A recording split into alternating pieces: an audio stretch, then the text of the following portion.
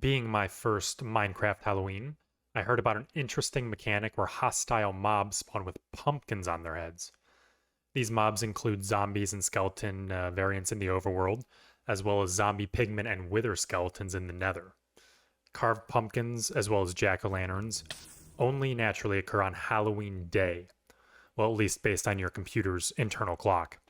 Since I was making a Halloween-themed video, I decided to do a little mob farming and learned a few things along the way. Mobs can equip carved pumpkins throughout the entire year. On hard, there is a 20% chance for a mob to be able to do this. On normal, it's a 7% chance. And on easy, it's a 1% chance. A mob that has the ability to equip carved pumpkins also has the ability to equip armor, as well as has the ability to hold items, as well as hold weapons. So these are actually all one and the same. If a mob can do one of these, they can do all of these. They also have the ability to equip cursed carved pumpkins.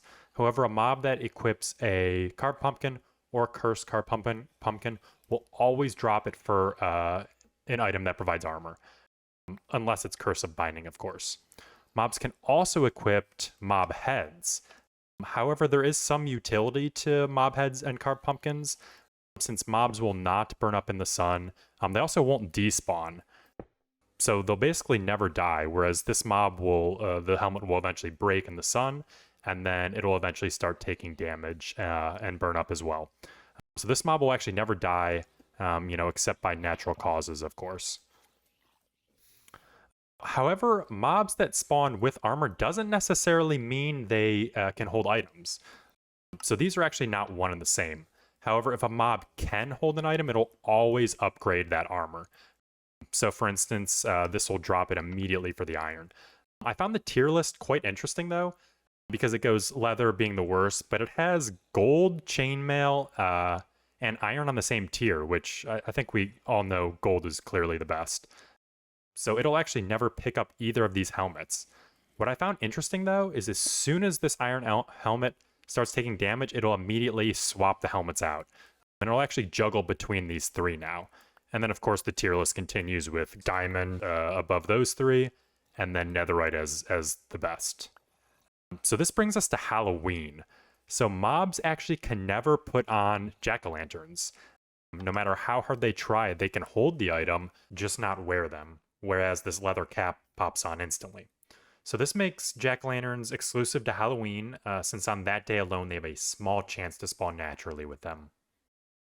Needless to say, my Halloween video was put on hold. My new goal became farming these one-time-a-year mobs. Fear of missing out was hitting harder than Steve's punches. Now, let's talk about rarity. I quickly realized the jack-o'-lantern mobs were quite common. So we just need something that connects to all this water. Oh yeah. Oh, is that a lit one? The first one we find? Are you kidding me? Yeah, he's lit up. Wait, no, that's not right. Actually, the jack-o'-lantern headed mobs only have a 1.5% chance to spawn, so very rare. To give you an idea of just how rare this is, it's a lower percentage than the drop rate of wither skeleton skulls, without looting.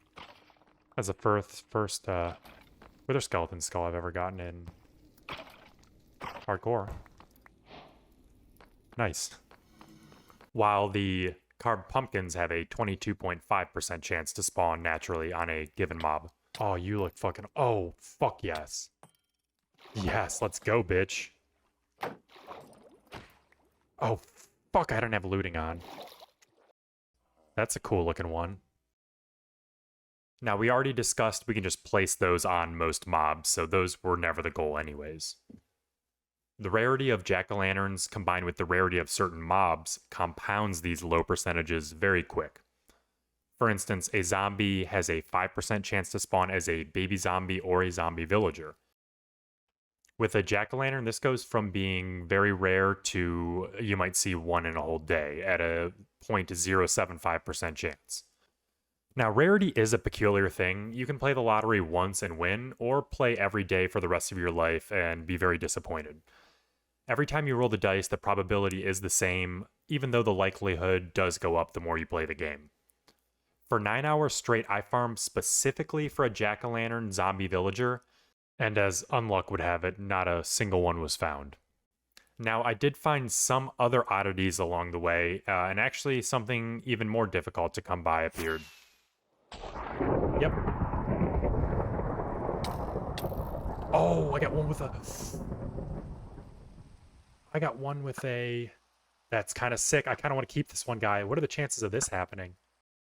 A thunderstorm can occur roughly every 8 to 10 hours. So on Halloween, you get about 3 chances at a thunderstorm for the entire event. A horse trap has a 4.5% chance to spawn over the course of a thunderstorm. That gives you a 12.5% chance for the entire day of just spawning the trap. Getting the carved pumpkin isn't that difficult, though, at a 90% chance, since there are 4 skeletons. These odds don't seem that bad considering the jack-o'-lantern zombie villager is a 0.075% chance. But you have to realize you get those odds every time you see a zombie. Considering I saw thousands of zombies over the course of my 8-hour farm session, the 0.075 doesn't look that intimidating. Did you fall?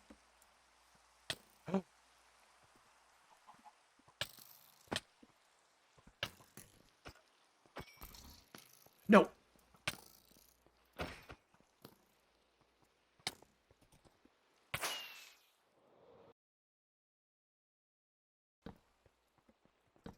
Oh,